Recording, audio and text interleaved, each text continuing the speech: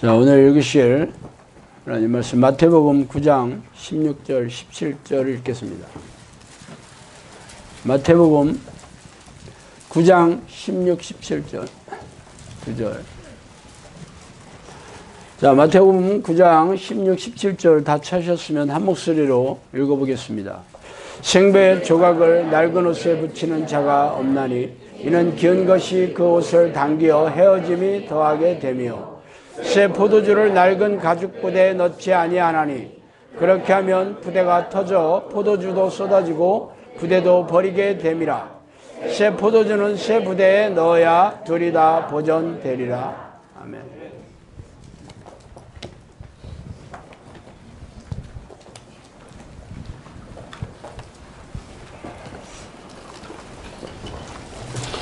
자, 오늘은 성령의 사람이 되는 경이로운 발견이라는 제목으로 함께 은혜를 나누겠습니다.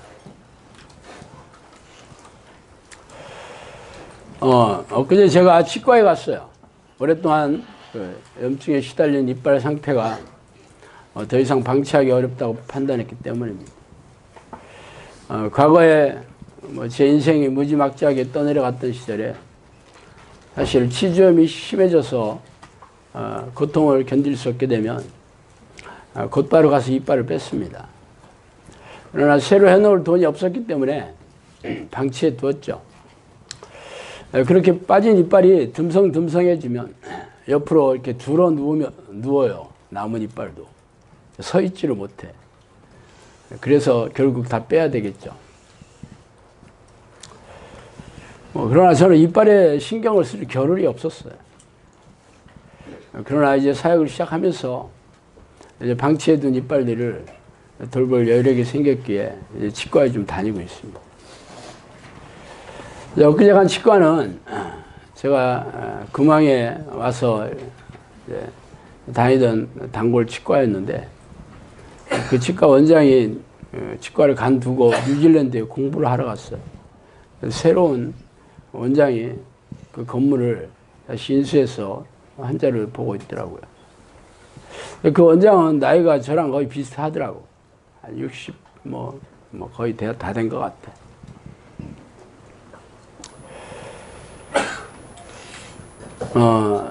근데 그분은 그 미국의 보스턴 그 대학교에 무슨 수료증을 엄청나게 걸어놓고 있더라고. 사실 치과에 가면 이래 수료증 이런 거 많이 안 걸어놓거든요.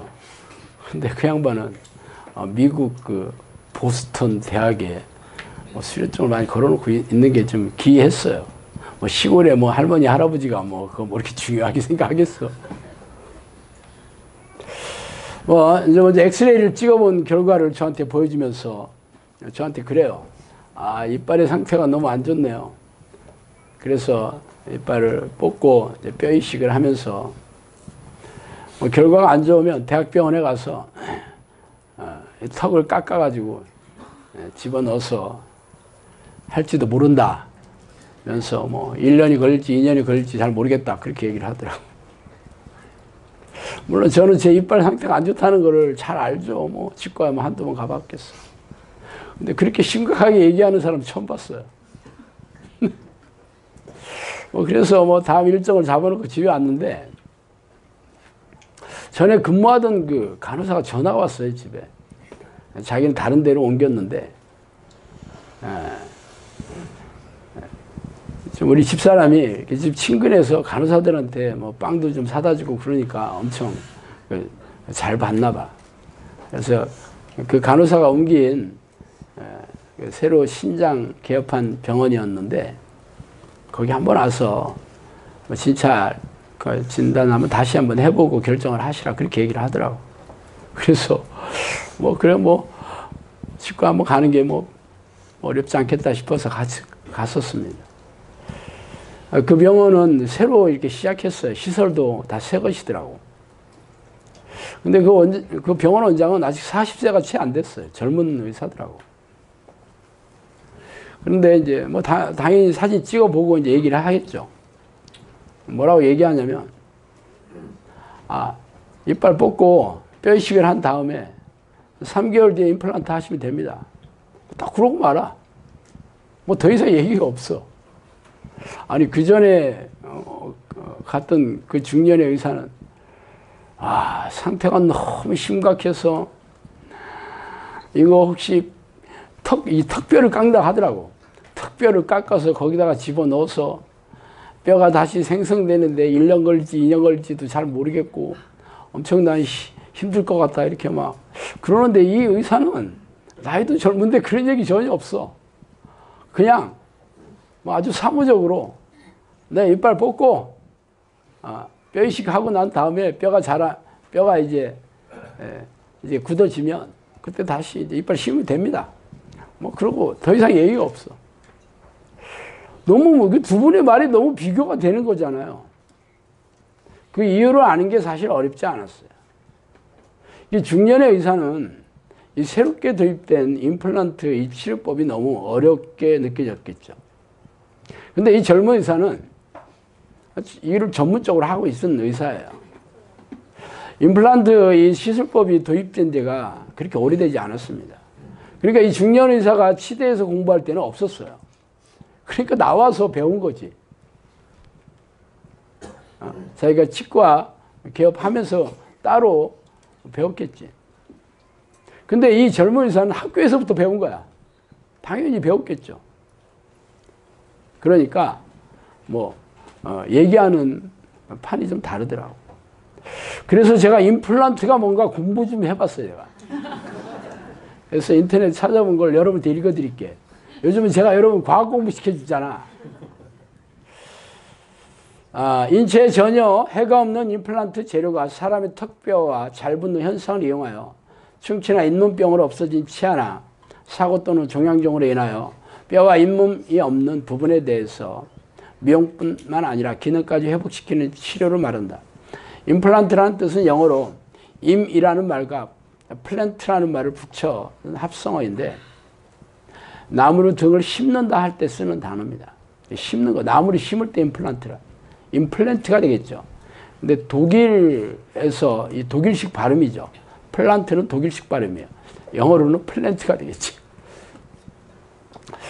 오늘날의 임플란트는 1952년 스웨덴의 정형외과 의사인 브레네막 교수가 뼈의 치유 과정에서 우연히 토끼의 다리뼈에 티타늄이라는 금속이 수개월이 지나도 엉겨 붙어 떨어지지 않는 현상을 발견하여 인공치아 이식술을 개발하였습니다. 그런데 치과 임플란트는 1980년대 이후에 비로소 상용화가 되었죠. 결국 임플란트 시술법은 최근에 치과에서 상용화된 시술 방법으로 오래전에 공부했던 의사보다 최근에 공부한 젊은 의사가 이를 더 전문적으로 잘 하겠죠. 마치 컴퓨터를 다루는 능력이 60대의 노인보다 20, 30대의 젊은 층이 능숙한 이유와 다르지 않습니다. 학교에서 배우지 않았어, 컴퓨터를.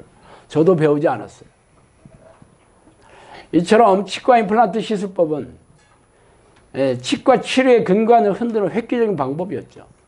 그 전에는 충치를 먹었으면 더 씌우거나 아니면 빼내고 나서 틀니를 하는 방법이 주였지만 틀니는 불편할 뿐 아니라 씹는 강도가 원래 2의 20%밖에 안 돼요.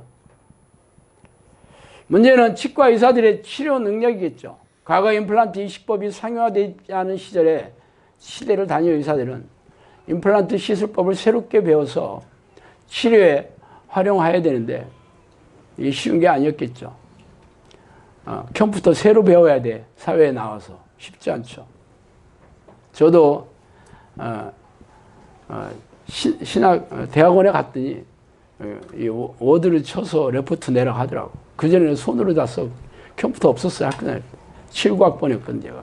근데 94학번으로 대학원에 갔더니 판이 달라졌더라고.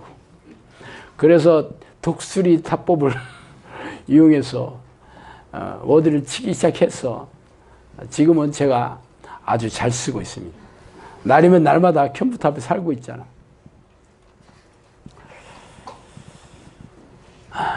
그러나 이 시대에 임플란트를 능숙하게 잘하지 못하는 치과 의사는 더 이상 설당이 없어요. 제가 이 얘기를 왜 이렇게 장황하게 내려놓냐면 성령에 대한 우리네 교회의 상황과 비슷합니다. 성령 하나님은 예수님이 승천하시면서 바톤을 이어받은 삼위일체 하나님의 이름이죠. 물론 성령 하나님은 천지 창조 시절부터 성부 하나님과 성자 예수님과 함께 하셨죠.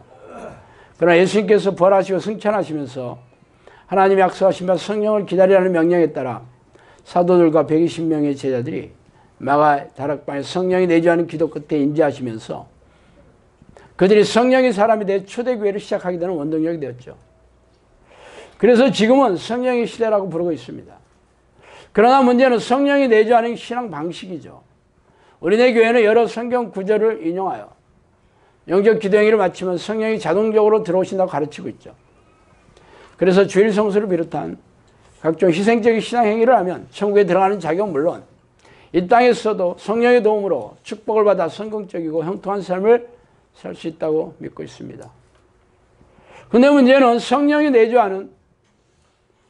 내주하고 있다고 믿고 있는 교인들의 상태이죠. 성령이 내주하는 사람들이 하나님을 모르는 세상 사람과 진배 없이 무능하고 무기력하며 고단하고 팍팍한 삶을 살고 있다는 것이 바로 그것이죠. 이에 대해서 목회자들의 답변은 귀에 걸면 귀걸이, 코에 걸면 코걸이 같은 얘기만 하고 있어요. 성령이 계시기만 하지만 왕성하게 활동을 안 하니까 깨워야 된다. 많이 들어봤죠? 성령님을 깨워야 돼. 그런 얘기를 한다니까. 하나님은 졸지도 주무시지도 않는 분이라고 배우지 않았어요? 근데 갑자기 왜 자고 있지? 깨워야 된대. 그러나 목사들의 말에 이해를 달거나 의구심을 표출할 수 없는 분위기가 바로 우리 교회 분위기입니다. 그래서 아무도 여기에 대해서 얘기를 잘 안 해. 해봐야 뭐 믿음이 부족하다든가 목사에게 감히 대들어 있는 뭐 XX가 뭐 이러니까 얘기 안 하죠. 뭐 뒤에서는 뭐 뒷담화를 좀 할지는 모르겠어. 그래서 교인들이 성령이 계시지도 않은데 성령이 계신 것처럼 벌거숭이 임금님 코스프레를 하며 교회 마당을 밟고 있는 중이죠. 성령이 사람이 되려면 어떻게 해야 되는지 성경에 찾아봤어요. 너희는 이 세대를 본받지 말고 오직 마음을 새롭게 함으로 변화를 받아 하나님의 선하시고 기뻐하시고 온전하신 뜻이 무엇인지 분별하도록 하라. 로마서 12장이죠. 아주 유명하죠. 마음을 새롭게 함으로 변화를 받아야 된다. 변화를 받아야 된다. 그래서 교회를 다닌 before와 교회를 나온 after가 확실하게 변화해야 되는 거예요. 근데 사실 변화된 게 별로 없어요. 삶의 방식이나 인생관이나 아니면 성품이나 그런 게 별로 변화하지 않았어요. 단지 종교적인 지식이나 종교 행위를 거기다가 덧붙여서 살고 있는 것뿐이에요. 새롭게 변화를 해야 되는데 그게 당신 그래서 변화했어? 교회 와서? 라고 하면 뭐라고 얘기해? 뭐 됐다고도 얘기하기도 어렵고 또 안 됐다고도 얘기하기도 어렵고 참 오리무중이지. 그래서 거기에 대해서는 말거리를 흐리고 있어요.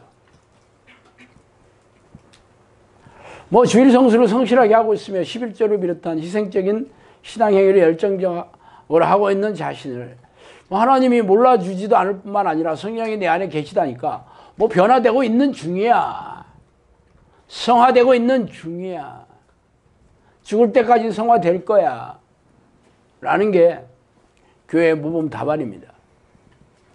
죽은 사람들이 성화돼서 죽었나?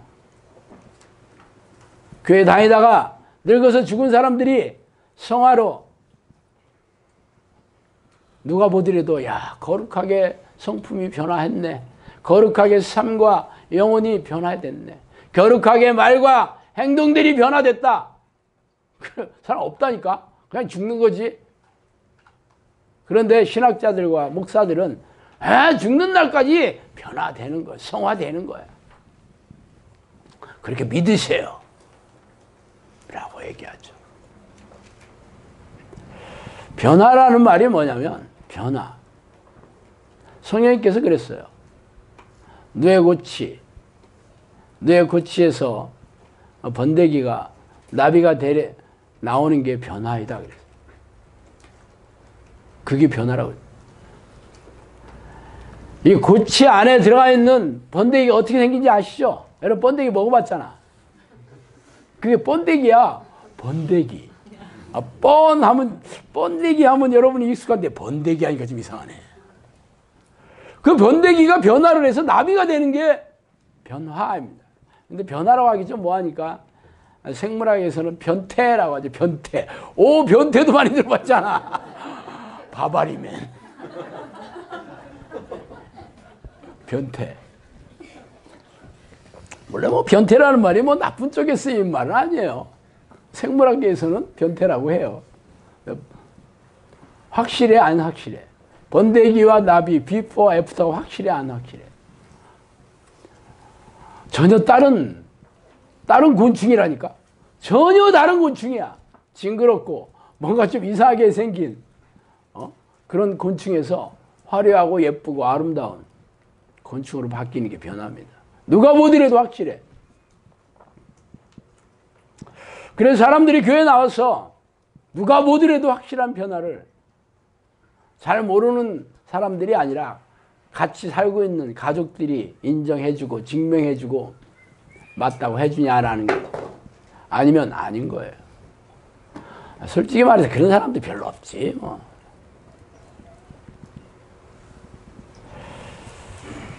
고린도서 5장 17절에는 그런 적 누구든지 그리스도 예수 안에 있으면 새로운 피조물이라. 이런 것은 지나갔으니 보라 새 것이 되었도다. 그리스도 안에 있으면 새로운 피조물이 되었다. 새 것이 되었다. 많이 들어봤죠? 누가? 그리스도 안에 있으면. 새 것이 안 되면 뭐야? 그리스도 안에 있지 않은 거죠. 근데 우리는 다 그리스도 안에 있다고 믿고 있지. 근데 새 것이 안 됐어 아직. 성령님께서 저한테 그랬어요. 주가 쓰시는 사람은 누구든지 막론하고 새 것을 쓰신다라고 얘기했어요. 새로운 피조물을 쓰신다 그래요. 여러분이 아직 하나님이 사용하는 정의용사가 아니라면 새 것이 안 됐겠다는 거 아니야? 하나님은 새 것을 쓰신다고 그랬어. 주 안에 있는 사람을 쓰겠지. 주 밖에 있는 사람을 쓰겠어요? 새로운 피조물은 예수 그리스도의 영이 여러분 안에 들어와서 육체의 사람에서 성령의 사람으로 새롭게 변화된 사람이죠. 변화되지 않았다면 아직 새로운 피조물이 안 된 거예요. 근데 우리는 영적 기도하고 주일 성수하고 바뀌었잖아. 그래서 너는 성경에 약속했으니까 새로운 피조물이야. 할렐루야. 박수 쳐야지. 이 대목에서 박수 치는 거 아니야? 할렐루야 하면 박수 아멘 그랬네요. 우리는 뻘쭘한 낯서네 오늘 신목사 그러고 있지. 육체의 사람은 신앙생활하는 목적이 자신의 일을 자랑하고 세속적인 유익을 달성하는 데 있죠. 교회 와서 부유해지고 성공하는 세속적인 사람이 그래서 희생적인 신앙 행위를 자신의 의를 드러내고 있지. 그래서 그들을 종교적인 사람이다 혹은 세속적인 사람이다라고 얘기하고 있어요. 성령의 사람은 뭐야? 자기가 없는 거지. 자기가 십자가에 못 박혀서 죽은 거죠. 오직 하나님이 기뻐하시는 삶이 자신의 삶의 목적이다 라고 얘기하고 그렇게 살려고 애쓰는 사람이에요. 그래서 그런 사람들이 예수 그리스도의 제자가 되어 사는 거죠. 자, 오늘 읽은 말씀은 오늘 제가 본문 말씀으로 읽은 걸 제가 다시 읽어드릴게요. 생배의 조각을 낡은 옷에 붙이는 자가 없나니 이는 기운 것이 그것을 당겨 헤어짐이 더하게 되며 새 포도주를 낡은 가죽 부대에 넣지 아니하나니 그렇게 하면 부대가 터져 포도주가 쏟아지고 부대도 버리게 됩니다. 새 포도주는 새 부대에 넣어야 둘이 다 보존되니라. 이 말씀도 여러분이 하도 유명해서 모르지 않습니다. 성령님께서 예전에 이 비유에 대해서 설명해 주셨어요. 새 부대는 새 믿음이고 새 술은 성령이라고 말씀하셨어요. 말하자면 새로운 믿음은 성령이 들어오셔서 변화되어야 한다는 뜻이었어요. 성령이 들어오셨다는 건 새로운 믿음이 있어야 되는데, 새로운 믿음이 있다는 것은 성령이 들어오신 증거로 증명해 보여야 된다, 이런 뜻이야. 여러분이 나는 새 것이 되었다라고 백날 얘기해야 되는 것도 아니고, 나는 새로운 믿음을 얻었어요. 옛날에 과거에 변질되고 낡은 믿음이 아니라 새롭게 된 믿음이에요 라고 얘기해야 소용없어. 성령이 들어오신 걸로 증명해 보여야 돼. 그래서 성령의 능력과 변화, 증거와 열매가 있는가 여러분을 살펴보세요. 없다면 없는 거고 아니라면 아닌 거잖아.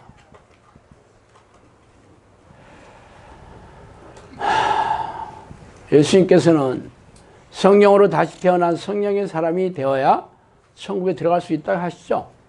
너희가 성령으로 나지 아니하면 하나님의 나라에 들어갈 수 없다. 니고데모에게 얘기하신 거예요.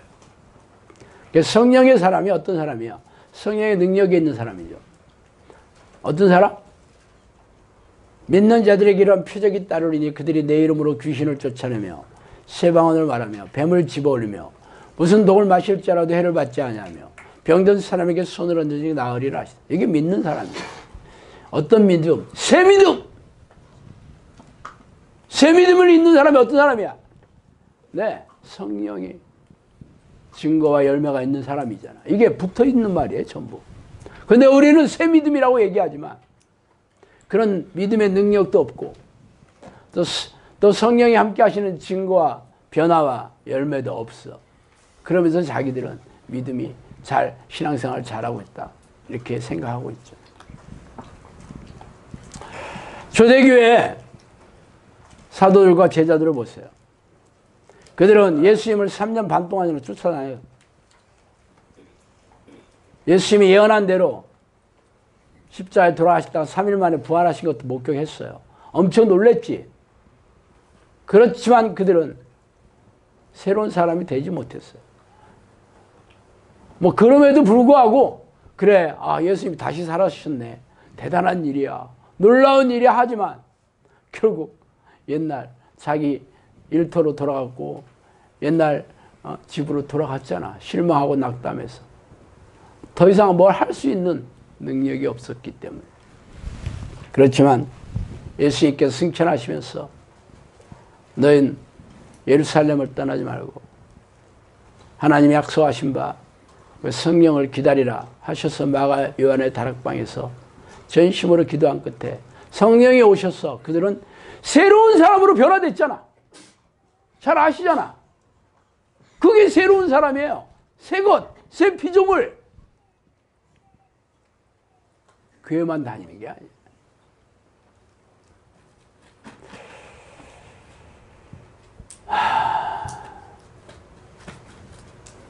우리 영성학교가 시작된 그 처음이 여러분 잘 아실 거예요. 지금으로부터 20년 가까이 됐죠. 제가 이 하나님을 부르는 기도를 처음 시작했습니다.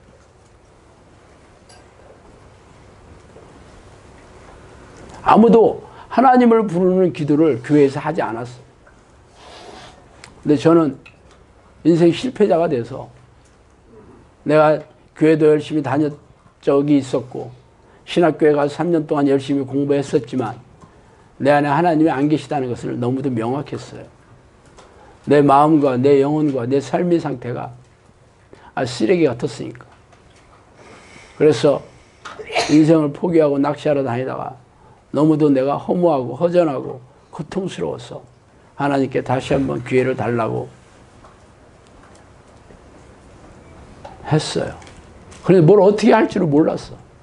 배운 게 교회에서 배운 것밖에 없었거든. 근데 그게 아니었잖아.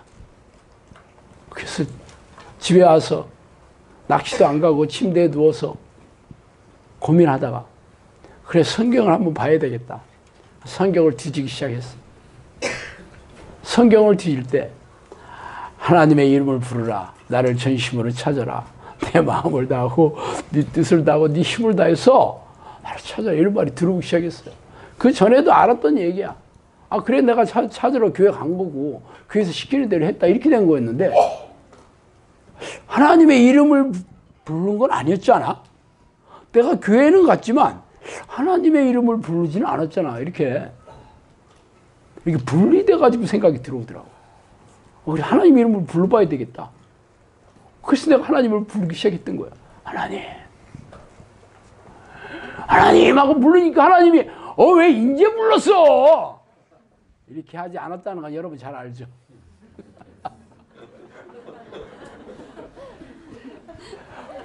열심히 불렀는데 아무 일이 없었어.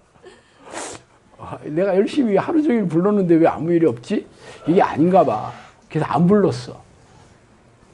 그럼 또 뭐 하지? 또 할 게 없네. 아니 성경에 있잖아. 그럼 좀 더 불러봐야 되겠다. 또 불렀어. 한 일주일 동안 불렀어. 그러니까 야 일주일 만에 나타내셨네. 이게 아니더라니까. 아무 일도 없었어. 그렇지만 다른 게 할 게 없었어요. 저는 선택의 여지가 없었어. 그래서 그래 뭐 돈 드는 것도 아니고 뭐 어디 교회 가서 하는 것도 아니고 뭐 눈치 봐야 될 것도 아니고 내가 부른다고 뭐 누가 칭찬해주고 누가 안 부른다고 왜 나 안 부르고 있어 막 이런 것도 아니잖아. 그러니까 그냥 불렀어요. 그냥 뭐해 그냥 할 게 없잖아. 근데 성경에 있거든. 한번 해보자. 그래서 부르기 시작했어. 그래 한 달, 두 달, 세 달 계속 불렀어요. 뭐 중간중간 아무 일도 없었지만 그냥 불렀어요. 그랬더니 마음이 좀 달라지기 시작했어요. 부를만 하더라고 한마디로. 마음이 참 좋아졌어. 평안해졌어. 그래서 계속 불렀어요. 그렇게 1년, 2년, 10년을 불렀다니까. 아무 일도 없었어요. 겉으로 이렇게 성령이 나타나신 증상, 이런 거 없었어. 그냥 하나님을 부르는 기도를 10년 하면서 뭐가 달라졌냐면 삶이 평안해졌다는 거였어요. 그 전에는 쓰레기통 같이 살았는데, 그렇다고 해서 돈을 엄청 벌었거나 그런 거 없었어요. 그냥 화장품 방문 판매하면서 우리 마누라랑 하루 벌어서 하루 먹고 그렇게 10년을 지났어.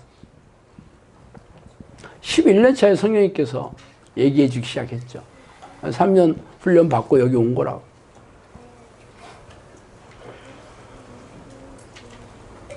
그 전에 교회 오랫동안 다녔지만 하나님을 부르는 기도에 대해서 몰랐어요.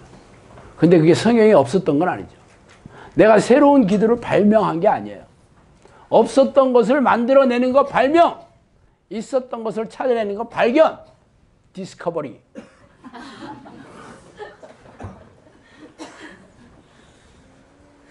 있었던 거지 성경에.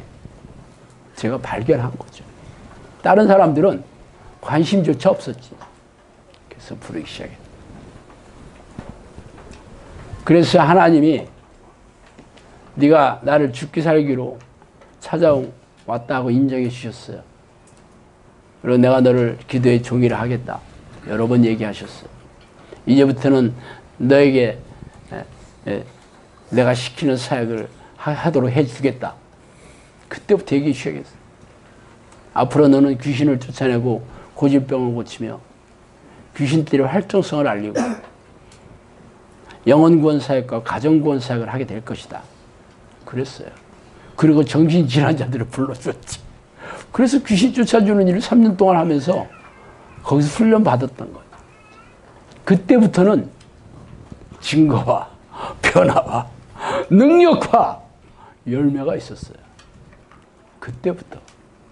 그 전에는 아무 일도 없었어요. 변화가 전혀 없었던 건 아니지만 그 누가 인정해 주겠어. 제가 집사람한테 나 하나님 불렀더니 마음이 좀 평안해졌어. 우리 집사람 뭐라 했겠어? 그럼 돈 벌어 와.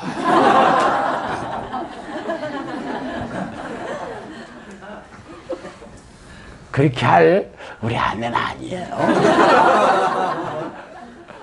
내가 하도 미안하니까 그런 거지. 마무리하기 어렵네.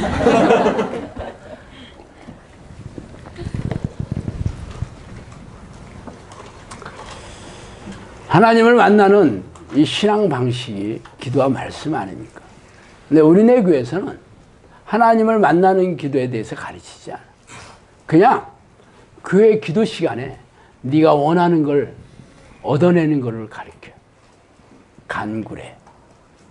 그게 기도로 가르쳐. 그런데 원래 기도는 하나님과 만나는 통로예요. 원래 기도는 하나님과 사귀는 거예요. 교제하는 거. 하나님이 영이시기 때문에 내 영혼이 하나님과 사귀려면 기도와 말씀을 통해서 만나고 사귀는 거예요. 그런데 기도를 하나님으로부터 뭘 뜯어내는, 얻어내는 수단으로 변질시켜버려요. 하나님을 만나지 못했어요. 그런데 저는 성경에서 하나님을 만나는 기도를 발견한 거야. 경이로운 발견했죠. 그때는 내가 경이로운 발견인지 전혀 몰랐어. 남들이 안 하는 거 내가 왜 하고 있지? 그런 생각 참 많이 했어. 아무도 제가 10년 동안 이 기도를 했어도 우리 집사람이 와 당신 진짜 놀라운 기도를 하고 있네. 와 당신 대단하다. 그런 얘기 안 했어요. 입냄새 나니까 창문 좀 열어놔. 오늘 이상하게. 우리 집사람이 그런 사람이 절대 아닌데 왜 이런 얘기를 하게. 오늘 일주일 동안 피곤하게 생겼네.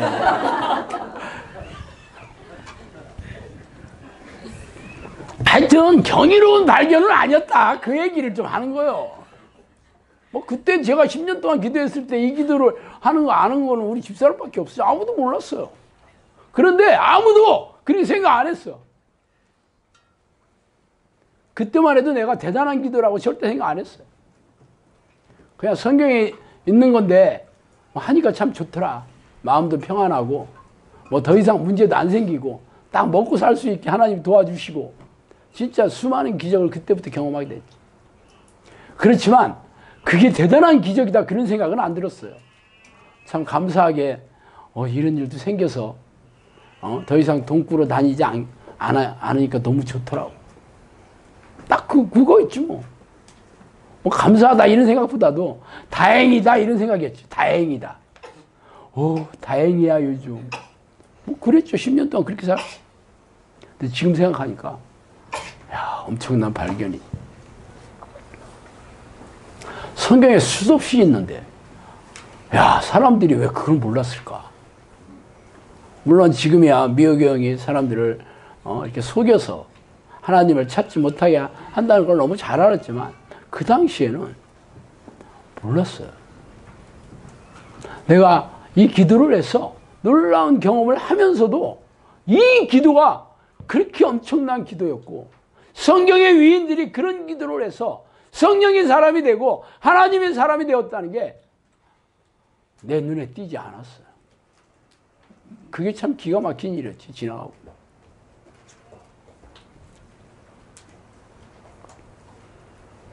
그런데 그게 전부가 아니잖아. 두 번째로 죄와 싸워 이기는 기도. 예수 피를 외치는 기도였어요. 사실 제가 10년 동안 예수 피를 외치는 기도를 하지는 않았어요. 13년 동안 안 했어요. 축출 기도할 때는 했지만 그거는 뭐 축출 기도 성령님께서 가르쳐 있죠. 귀신을 쫓아낼 때 귀신이 가장 두려워하는 것이 바로 예수 이름과 예수 보혈이다. 예수 피와 예수 보혈이라는 말을 가장 두려워한다. 그렇게만 얘기해 주셨지. 요렇게 해라 그렇게 하신 적 없어요. 그러니까 제가 적용한 것 뿐이에요. 예수 피와 예수 피 이름을 부르면서 쫓아냈던 거지. 무서워한다니까. 무서워하는 말을 해야지. 좋아하는 말 하면 되겠어? 나 귀신, 나 너 안 미워한다. 그러니까 너무 나를 싫어하지 마. 그것도 안 한다니까. 예수 피가 두려워한다니까 도망가잖아. 그래서 축출 기도를 했던 것 뿐이지, 이거 예수 피를 외치는 기도가 엄청나네? 그런 생각 하지 않았어. 그런데 제가 명상학교를 열고 이 기도 훈련을 하면서 많은 사람들에게 귀신이 쫓겨나고 거질병이 낫고 정신질환도 낫고 기적처럼 삶의 문제도 해결됐는데 성령의 사람이 안 된, 이게 이게 뭐 지금도 고민이지만 벌써 2년차 3년차가 되면서 고민이 슬슬 들어오기 시작해요. 그래서 왜 그런지 보니까 하나님의 이름을 부르지만 죄와 싸우고 하나님이 싫어하는 것들과 싸워 이기지를 못해.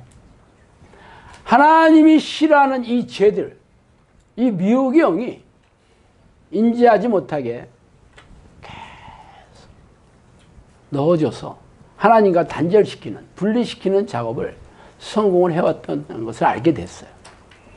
그래서 이 죄와 싸우는 기도를 제대로 가르쳐야 되는데, 이 죄와 싸우는 기도의 능력이 어디 있어요? 예수님 십자가에 돌아가신 이유가 뭐예요? 우리 죄를 대신해서. 그래서 우리가 예수 보혈의 능력을 힘입어서 기도하면 우리의 죄가 용서가 되고, 또 죄와 싸워 이길 수 있는 힘을 주시잖아. 그럼 당연히 예수 피를 외치면서 귀신과 싸우는, 죄와 싸우는 이 기도를 해야 되는 거 아니겠어요? 요한계시록에 보아요. 이기는 자들이 다 내 이름이 생명책에 기록될 거라고 얘기하지 않았어. 그럼 이기는 자가 되어야 되는 거잖아. 그럼 싸워야지 이기지 말든지 하지. 싸우지도 않는데 이기는 사람은 어디 있어? 싸우는 자들이지. 뭐랑 싸워? 죄와 혹은 죄를 짓게 하는, 죄를 부추기는 귀신과 싸우는 거야. 그럼 당연히 예수 보혈을 외치는 이 기도가 엄청나게 중요하다는 것을 나중에 알게 되기 시작했어요.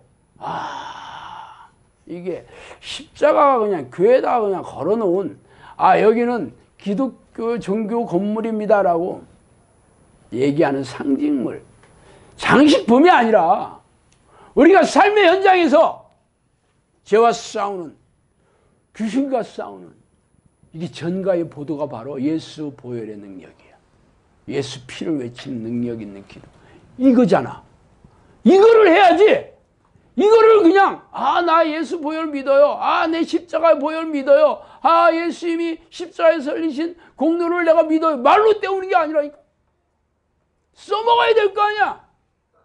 그래서 그 기도를, 이 기도가 얼마나 대단한 것을 알게 됐어 이제. 그래서 이제 죄와 싸우는 이 기도, 예수 피를 외치는 기도를 가르치게 됐던 거예요. 이것을 하면서 이 귀신들이 더 이상 공격을 못하고 귀신들이 공격해왔던 그런 아성들을 무너뜨리고 성령의 사람으로 계속 변화되는 그런 놀라운 능력이 있다는 것도 알게 됐어요. 경이로운 발견했어. 그 전에는 그냥 지식으로 알고 있었는데, 그냥 관념적으로 알고 있었어요. 사변적으로만 알고 있었던 거였는데, 이게 그게 아니구나. 내가 이거를 진짜 죄와 싸우고 귀신과 싸우는 이게 복음으로 이 칼로 써야 되는구나. 그리고 삶의 현장에서 사용돼야 된다는 것을 발견했다니까. 경이로운 발견이지. 놀라운 발견했어. 사실 제가 그동안 기도해왔던 기도는 아니었어요. 그렇지만 실제 여러분과 여러분을 훈련시키면서 귀신들을 쫓아내고 죄와 싸우는 것을 제가 제일 앞장서서 여러분을 이끌면서, 이게 보혈의, 예수 보혈을 외치는 기도가 이게 엄청난 능력이 있다는 것을 알게 됐어. 지식으로 알게 된 게 아니라 가슴으로 이제 느끼게 됐던 거죠. 놀라운 발견했어. 왜냐하면 성령님께서 그랬어요. 귀신은 절대로 물러나지 않고 지혜로운 자들이 기도를 계속할 때 믿음을 확인하고 자비로운 하나님을 뵙고자 힘쓰고 애쓸 때까지 기다렸다가 아버지가 오신다는 소식을 들을 때 물러나지만 다시 방문하고 일생 동안 기회를 엿보는 자들이다. 한마디로 집요한 놈들이다. 얘들은 포기할 줄을 몰라. 얘들은 실망할 줄을 몰라. 그래서 제가 미호기 형을 우리 편으로 끌어들인다면 이거 엄청난 대박인데, 실망을 안 해. 이놈들은 포기라는 걸 몰라. 사실 우리가 그거 해야 되는 거 아니야? 근데 미호기 형이 그렇다는 거야. 그럼 우리가 언제까지? 성령이 오실 때까지가 아니에요. 성령이 내 안에 들어오셨다 하더라도 얘네들은 물러나는 법이 없대. 계속 기회를 엿보고 있대. 성령이 들어오셨다 할지라도 계속 귀신들이 공격과 계속 싸워야 되잖아. 예수님도 사탄이 공격하는 판에, 사도들도 공격하는 판에 여러분이 뭐 성령이 안에 계시다고 그 무서워서 이제는 포기하고 도망가야겠다 그러지 않는다니까. 그런다니까. 이때 싸우는 게 뭐야? 예수 보혈에 예수 피로 외치는 기도죠. 귀신들의 공격을 인지하고, 사실 귀신들의 공격은 내가 원하는 모든 것들이에요. 내 마음과 육체가 원하는 것을 하여 본질상 진노의 자녀예요. 육신의 사람은 하나님과 원수가 된다고 할 때 내가 마음대로 하고 싶어하는 것, 내가 원하는 것, 내 육체가 원하는 것을 하는 그런 생각과 말과 행동과 모든 뜻과 내 계획이 전부 귀신들이 넣어주는 공격이라니까. 이래서 어렵다는 거야. 내가 금방 살인하면 안 된다. 그거 누가 몰라. 그래서 귀신들이 더 살인해야 돼, 사람 죽여야 돼, 이렇게 안 한다니까. 걔네들은 네가 원하는 거래. 네가 세상의 왕이야. 하나뿐인 인생이잖아. 지금 안 하면 언제 하겠어? 다시 오지 않아. 뭐 이러면서 자기 원하는 삶을 살도록 부추기죠. 이게 귀신들의 공격이에요. 이거를 내 능력, 내 지혜, 내 지식으로는 깨닫지 못한다는 거예요. 성령님께서 인지시켜주고 싸울 힘을 주시고, 그래야 우리가 싸워서 승리할 수 있다는 거거든. 그래서 예수 피를 외치는 기도를 입에 달고 살아야 돼. 근데 여러분이 인지가 안 된다는 거지. 귀신들이 공격하는데도 평안하다 하고, 나는 잘하고 있어요 하고 있다니까. 복음이 있으면 뭐해? 써먹지도 못하는데. 그래서 계속 하나님의 이름을 부르고 또 예수 피를 외치는 기도, 이 두 가지잖아. 이게 얼마나 대단한 기도인지를 알게 됐던 거라고.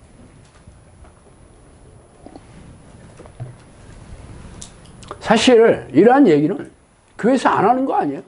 성경에 다 있는 얘기야. 기도 열심히 해라. 십자가 보혈의 능력이 얼마나 대단하냐. 수도 없이 얘기하지 않아? 그런데 그 기도가 하나님을 만나는 기도도 아니고, 십자가 보혈이 일상의 삶에서, 삶의 현장에서 귀신들과 싸우고 저와 싸우는 게 아니야. 그냥 내가 믿고 있어요.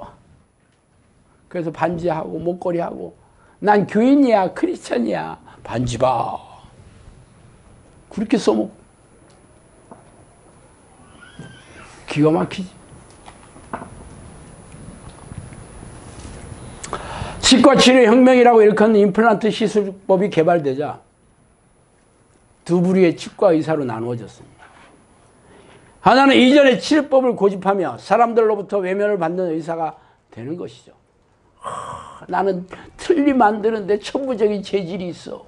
내 틀니만 해봐. 하나도 안 아프고 얼마나 예쁘다고 하면서 나는 틀니를 고집할 거야 하는 의사가 있다면 어떻게 되겠어? 네, 망하겠지.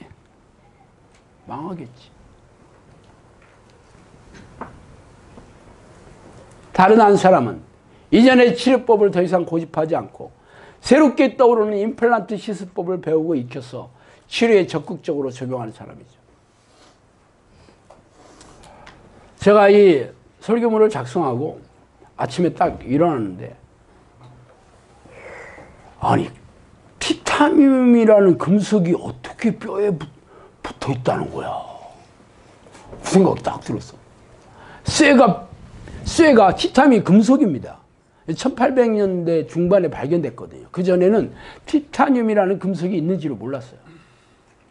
근데 발견이 됐는데, 이게 뼈에 이렇게 쫙 달라붙으면 뼈보다 더 단단하게 붙어 있다는 것을 어떻게 상상할 수 있겠어? 쇠가 뼈하고 붙어 있어? 상상돼요, 여러분? 상상할 수 없잖아. 그런데 티타늄이라는 금속이 뼈하고 붙어 있으면 이게 안 떨어진다는 거야. 이것을 발견했대잖아. 얼마나 대단해. 내가 저번 주에 페니실린, 항생제. 근데 이번 주에는 임플란트. 대단하지 않아?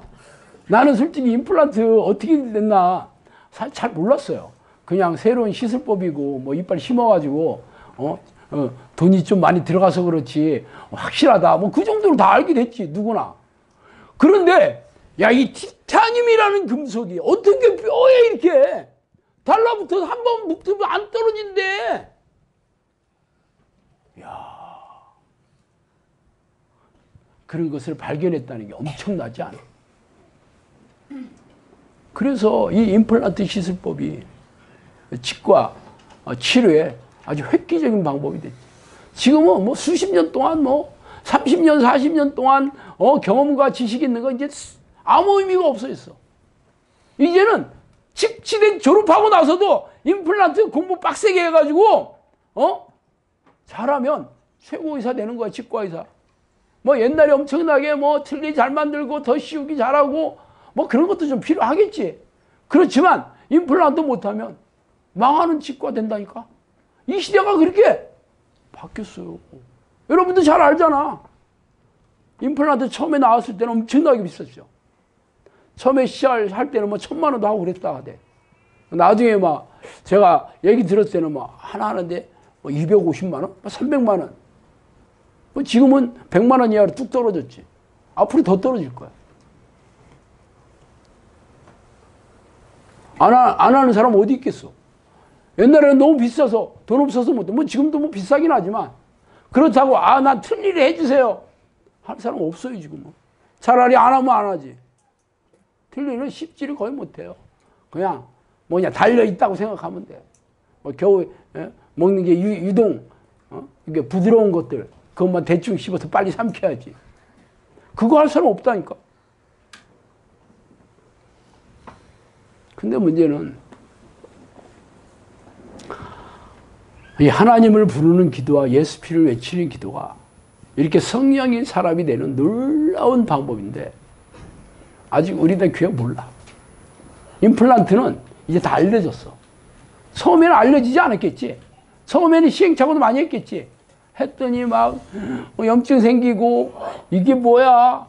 쇠를 이빨에다가 심어 놓는다면 이물질이 생기고 기분도 이상하고 혹시 부작용이 생길지도 몰라 해서 처음에는 사람들이 엄청 꺼려했겠지.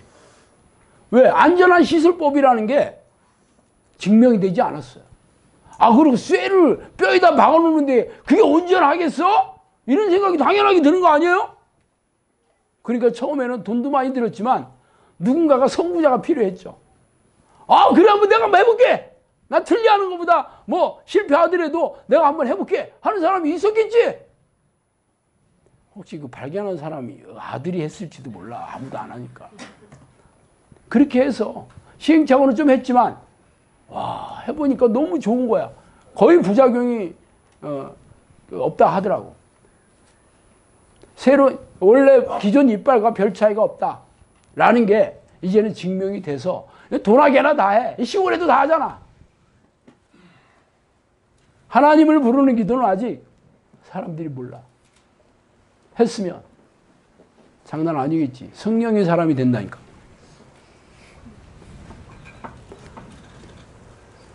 여러분의 몫이야. 여러분은 여기 와서 하나님을 부르는 기도와 예수피를 외치는 기도의 능력을 수많은 기적과 이적으로 귀신이 쫓겨나오고 정신질환과 고질병이 낫는 것으로 여러분이 알게 됐잖아. 그래봐야 여러분이지 뭐. 지금도 누가 하나님을 부르는 기도를 해야 돼 그러면 여러분 아는 사람이 뭐라 할까? 미친나. 그러겠지. 기도 열심히 하면 되지. 뭐 이상한 기도야. 우리 교회에서는 그런 기도 안 해. 낯서네. 이란 비스무리해. 안 그러겠어? 임플란트 처음 나왔을 때도 그랬을 거야. 무슨 쇳덩어리를 뼈에다 박는다는 거야.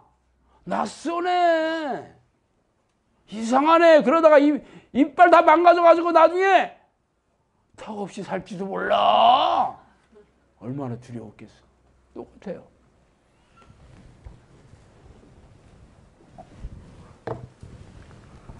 지금도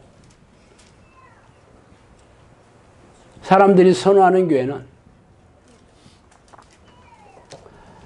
해박한 성경 지식과 이성적이고 합리적인 설교문을 쫀득쫀득하게 감동적으로 잘 전달하는 목사들이 담임 목사 있는 교회입니다. 그래서 설교를 듣고 아멘 은혜 받았어요 막 눈물을 흘리고 막 감동적이었어요 목사님. 그런 교회를 찾아다녀. 근데 문제는 딱 거기까지라니까. 딱 거기까지요. 은혜는 설교 들을 때 끝나. 삶의 현장에서 내 고통스러운 이 불행과 고통을 해결해 주지 못해. 이 죄로 인해서 망가뜨린 내 인생의 문제, 내 영혼의 문제, 내 가족의 문제, 내 몸의 육체의 문제, 내 재정의 문제, 내 자녀의 문제 해결해 주지 못해. 24시간 들어봐도 마찬가지. 안 그래요?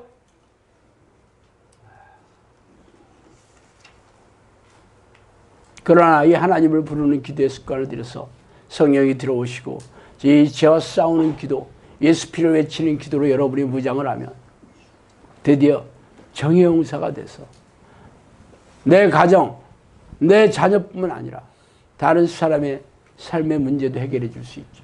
귀신을 쫓아주고 고질병과 정신질환을 치유하고 영혼을 구원하고 그들의 가족을 살리는 일을 하게 됩니다. 근데 문제는 여러분만 안다는 거야. 그럼 여러분이 어떻게 해야 돼? 성령의 사람 돼야 되겠죠. 그래서 사람들에게 임플란트 장난이 아니야. 보여줘야 돼. 야, 임플란트 했더니 야, 이거는 틀리 저리 가라야. 당연히 그러겠지. 사람들이 야, 그래? 그럼 대단해? 나도 해야지. 어디서 했어?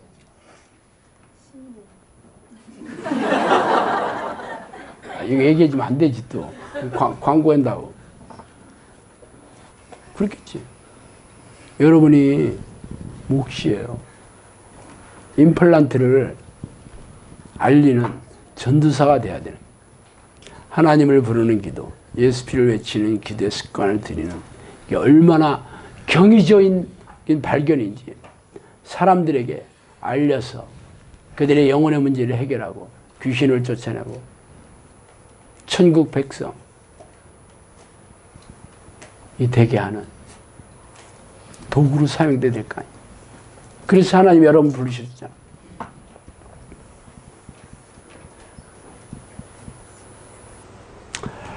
그래서 하나님 여러분 불러주셨다니까. 여러분 문제 해결해. 해결할 데 없어서 뭐 여기저기 뭐 다니다가 보니까 여기까지 온 게 아니야. 성령님께서 그랬어요. 내가 물고기를 떼러 보내줄 것이다. 그래서 시골에서 기다리고 있었더니 사람들이 떼러 오더라고. 너무 많이 와가지고 막 걸러서 보내잖아. 전화로 오지마 뭐 그러잖아. 지금 앉을 자리가 없잖아. 여러분이 전부 성령의 사람이 돼서 놀라운 기적과 이적으로 초대교회의 역사를 재현한다면 하나님이 얼마나 기뻐하시겠어. 야, 하나님이 얼마나 놀라워하시겠어. 여러분이 이 땅에서 찌질하게 살게 내버려 두시겠어? 당신의 종인데 안 그렇겠어요? 궁금한 저를 보세요. 저는 전에 이빨을 해놓을 돈이 없어서 그냥 방치해두고 살 그런 힘들고 고단한 삶을 살았어요. 근데 하나님께서 저를 불러주셔서 성령의 능력으로 이 사역을 시키고 나서는 저는 지금 아무 걱정, 염려, 두려움, 넉넉하게 모든 삶에 문제가 없어요. 하나님께서 저를 이 땅 여기로 불러주실 때 뭐라 했다 그랬어요. 내가 너를 산과 강으로 있는 곳으로 보내는 것은 기도훈련 사역과 더불어 너를 쉬게 해주기 위함이다. 하나님이 여기 와서 나를 쉬게 해주겠다. 여러분도 쉬고 싶지 않아? 여러분 소망 아니야? 평생 일만 하다가 힘들게 살다가 천국 갈지 지옥 갈지도 모르는데 그렇게 살고 싶어? 아니잖아. 하나님의 사람이 돼봐요. 성령의 사람이 돼봐요. 기회를 잡은 거라니까. 아멘. 임플란트가 처음 개발돼서 여러분에게 처음으로 해봐. 알게 됐다니까. 여러분을 통해서 얼마나 많은 사람들이 이 기도를 하게 되겠어. 여러분이 하기 나름이야. 여러분이 성령의 사람이 되면 그렇게 되겠고, 안 그러면 차차 속에 폭풍이겠지. 뭐 여기 어디 영성학교? 근데 엉성학교야. 보니까 엄청 엉성하더라고. 뭐 무슨 하나님을 부르는 기도인가 뭔가를 한다는데, 아유, 뭐 있어 있기는 개뿔이나. 그렇게 끝난다면 하나님이 얼마나 실망하시겠어요. 여러분의 몫이에요. 아멘. 기도하겠습니다. 하나님 아버지, 감사와 찬송과 영광과 존귀를 돌립니다. 하나님, 우리가 이렇게 성령의 사람이 되는, 하나님의 사람이 되는 놀라운 이 기도 훈련에 저희들을 보내주셨어. 정의용사로 하나님께서 저희들을 사용하게 하여 주시옵소서. 우리는 너무도 부족하고 연약하고, 우리는 아무것도 할 수 없는 먼지와 같은 존재이지만 성령님께서 내 안에 들어오셔서 나를 통해서 하나님의 나라가 확장되고 하나님의 놀라운 꿈이 이루어지는 도구로 사용하여 주시옵소서. 예수 그리스도 이름으로 기도합니다.